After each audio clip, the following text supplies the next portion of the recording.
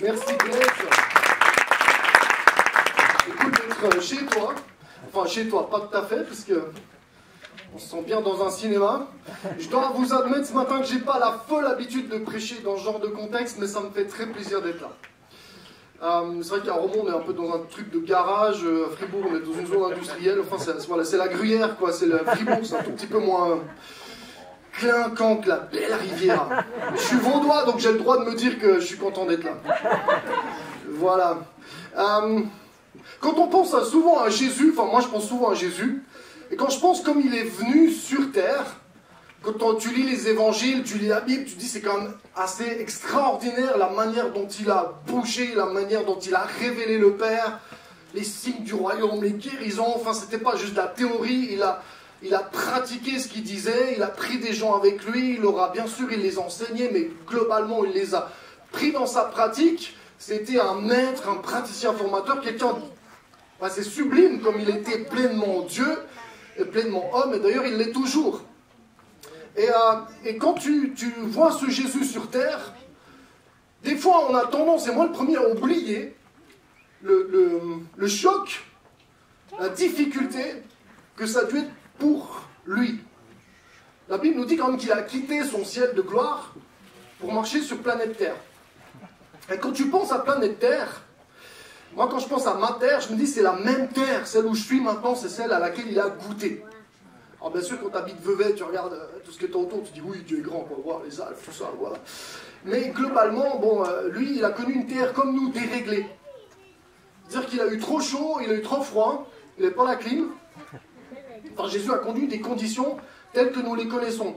Alors, bien sûr, on a l'impression que le dérèglement s'excite et s'accélère. C'est évidemment vrai, mais c'était déjà pour lui une création perturbée, déréglée. Ce n'était pas la gloire qui était celle à l'origine qu'il a lui-même créé, bien sûr, avec le Père et l'action du Saint-Esprit. Ce Dieu trinitaire, le Fils est là, il est sur cette terre. Il est dans une terre où les hommes, à ce moment-là, comme toujours aujourd'hui, ne sont pas franchement les plus cool. Enfin, je ne sais pas pour vous, mais les relations humaines, c'est quand même le truc le plus difficile qui existe. Non ? Je sais pas, dans le couple, la famille, les collègues et l'église. Tiens, les ressources humaines, c'est quand même hyper difficile, les relations. C'est comme l'enjeu numéro 1. Et Jésus, il était là-dedans. Alors les évangiles n'ont peut-être pas le temps de tout nous raconter. Hein. Les gars, les évangélistes, Matthieu, Marc, Luc, Jean, ils ont essayé d'être assez synthétiques, puis d'aller droit au but pour nous montrer que Jésus est le Seigneur, le Sauveur, le Messie. Mais on imagine bien que Jésus, on s'est moqué de lui quand il était gamin à l'école, il n'avait pas les dernières sandales Nike. On imagine bien que Jésus, il n'a pas vécu avec Wi-Fi, tu vois, il lui manquait un truc, ou qu'il a dû aussi attendre pour manger, puis crier une fois, bon, c'est quand qu'on mange. Enfin, il était humain, tu vois. Il a été dans notre réalité d'un monde perturbé. Et dans ce monde perturbé, alors qu'il quitte sa gloire, un monde déréglé dans la création, un monde où les gens ne sont pas forcément très cool, il y a un autre truc auquel il fait face, et qui devait être quand même une surprise, parce que de là-haut, il dirigeait tout, enfin, il était dans la pleine possession de tous ses moyens souverains, mais sur Terre, il est face, toujours avec cette même autorité, mais enfin, de face, il a quand même le prince de ce monde, des ténèbres, le mal, le péché, les démons, le diable. Enfin, là, il est confronté en plein. Il est dans la guerre. Ça va ? Vous me demandez pourquoi je vous raconte ça, hein. Un pasteur, une fois, Jura, Bernois, on est perdus dans un petit village, on boit un verre ensemble, et puis il me dit, est-ce que toi aussi, tu penses régulièrement à arrêter le ministère? Est-ce que tu as aussi souvent cette pensée de dire, je veux plus être pasteur? Et à ce moment-là, je lui ai dit, bon, j'avais pas un temps très cool, pour être honnête. Il y a souvent quand même dans la vie pastorale des temps pas trop cool.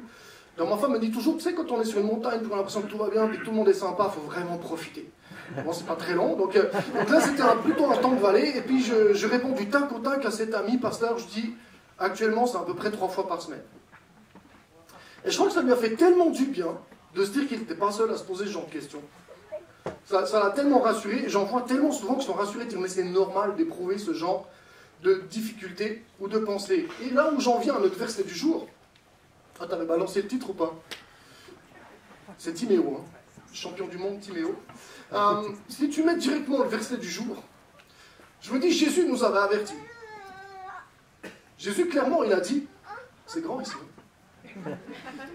Si quelqu'un veut être mon disciple, qu'il renonce à lui-même, se charge de sa croix et me suive.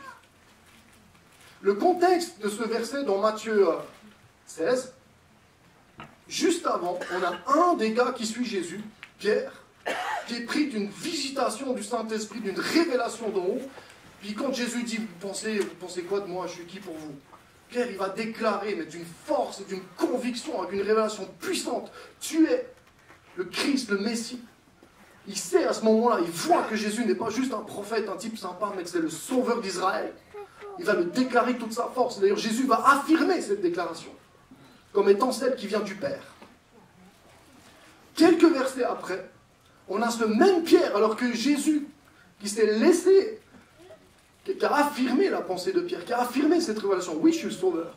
Quelques versets après, Matthieu 16, on a Jésus qui commence à dire, qui prépare son équipe, qui prépare ceux qui sont avec lui. Dire, les gars, je vais souffrir. Les religieux, les scribes, les prêtres, tous les hommes de la loi, là, qui m'ont déjà pas fait la vie facile, qui m'ont déjà pas mal fait galérer dans mon ministère, je vais souffrir entre leurs mains. Je vais être crucifié. Et je ressusciterai. Et à ce moment-là, Pierre, il n'arrive pas à prendre ça. Lui, il vient de déclarer qui est Jésus, ce glorieux sauveur d'Israël. Quelques secondes après, ce même sauveur d'Israël lui dit, tous les blaireaux, là, tous ceux qui m'ont fait galérer comme des fous, ces gens-là, qu'on a de la peine à aimer, Jésus est parfait, donc il devait les aimer quelque part. Mais les disciples, peut-être pas trop qu'ils avaient d'amour pour ces gens, mais enfin bon, ils disent, ces gens-là qui apparaissent comme nos ennemis, c'est eux qui vont encore me faire souffrir jusqu'à ce que je meure. C'est pas une bonne nouvelle pour Pierre. C'est pas très drôle pour les disciples. Et quelque part, Jésus, il applique tout de suite ça à eux. C'est pas juste, ça me concerne moi, puis ça vous concernera pas vous. Il fait tout de suite le rapprochement. Si cette première claque ne suffisait pas à la révélation de Pierre, il y en a tout de suite une deuxième qui arrive, mais bon, si vous voulez me suivre, si tu veux, toi, être mon disciple, tu saches que toi aussi, il faudra que tu renonces à toi-même. Que toi aussi, il faudra que tu acceptes de porter ta croix, d'embrasser la souffrance et de me suivre.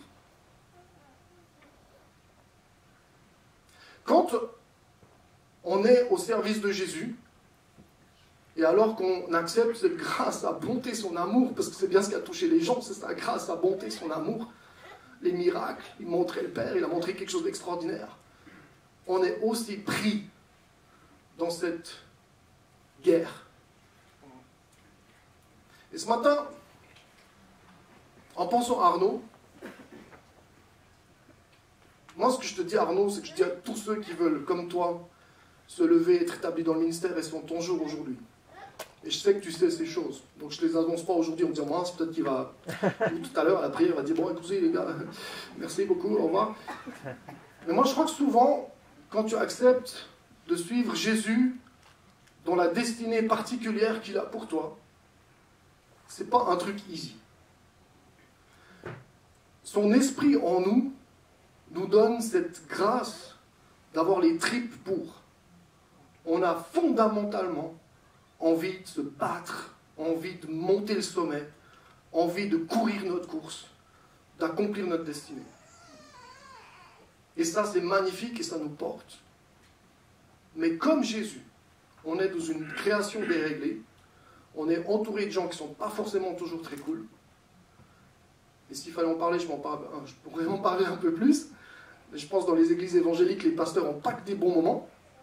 Parce qu'on est des fois un peu dans une société de consommation extrême où on dit, bon, je suis un cool gars, il a l'air sympa, puis une fois que j'ai fini, je vais voir si une église un peu plus chouette. Donc, des fois, c'est très dur, tu as l'impression d'être un...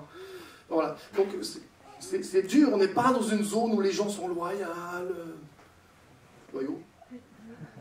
fidèles, consacrés, engagés, fixés. On est aussi comme les médecins, c'est-à-dire généralement quand les gens viennent te voir, ils ont déjà la réponse. C'est très difficile.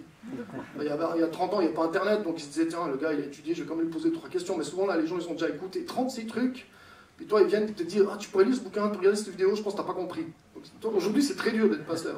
C'est un peu comme d'autres fonctions. Mais enfin, je ne veux pas décourager, je pense que Jésus, il nous a montré l'exemple. Il nous dit qu'il y avait un rêve qu'il y avait une destinée. Jésus savait qu'il y avait la croix, qu'il y avait la résurrection. Il savait que la gloire reviendrait. Mais il a encore même dit à ses disciples, si vous voulez me suivre, embrassez la souffrance. Et ce matin, ce que j'aimerais vous dire, c'est que des fois on se dit, ah c'est cool Arnaud, c'est un type génial, en plus on le constate, quelle loi, on pourrait presque un peu jalouser, tu vois, le gars il a réussi. Il est jeune, il est beau, il est bien marié, il est pasteur, on le consacre. Enfin, je sais pas, je connais pas ton couple, mais a priori ça a l'air bien se passer. Donc, tu pourrais un peu jalouser, quoi, c'est trop classe. Moi j'aimerais dire, jalousez pas, parce qu'il n'y a rien à jalouser en fait. Si t'as pas l'appel, c'est le premier truc que tu fais pas, c'est de dire consacrez-moi pasteur. Si t'as pas l'appel, c'est le premier truc qu'il faut pas faire. En fait, c'est un truc de fou. Souvent, je me dis, soit on est fou, soit on est appelé, mais on est un peu les deux. C'est pas si simple. Maintenant, ce que je vais finir par vous dire, parce que je vais vous passer un petit clip dans un moment, je suis minuté, c'est génial, merci beaucoup Edith, c'est top, parce que ça me... Je vois exactement où je suis. Vous êtes toujours avec moi, là, ça va? Ouais. Ok. Merci, ça me rassure, je vous vois un petit peu, mais... C'est vrai que souvent, dans quelle salle, quand c'est éclairé, tu vois un peu les yeux des gens, ou alors quand il n'y a pas les masques, tu vois leur tête. Mais là, je ne vous vois pas beaucoup, puis en plus, vous êtes masqué, donc c'est vrai qu'en termes de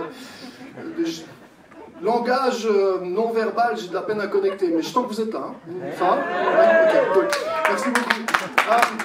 En parlant d'Arnaud ce matin, ce que j'aimerais vous redire, c'est que, alors que vous, si à un moment donné, et si vous ne l'avez pas fait maintenant, vous allez le faire dans quelques secondes, si à un moment donné, vous n'avez pas non plus, vous, dit, oui, je crois que Jésus est Seigneur et Sauveur, à un moment donné, vous êtes rentré dans le royaume de Dieu, vous êtes devenu disciple de Jésus-Christ, vous avez décidé de suivre un modèle, un maître, un Seigneur, et il l'est toujours. En plus, il est dans son ciel de gloire, il est présent par son esprit. Quand vous avez choisi Jésus, lui aussi, quelque part, c'est comme s'il déploie sur vous son chemin. Il a un rêve, il a une destinée, il a un appel. L'appel, il n'est pas que pour les pasteurs. Oui, amen. Pas trop convaincu. Hein. L'appel n'est pas que pour les pasteurs. On est tous appelés à servir Jésus.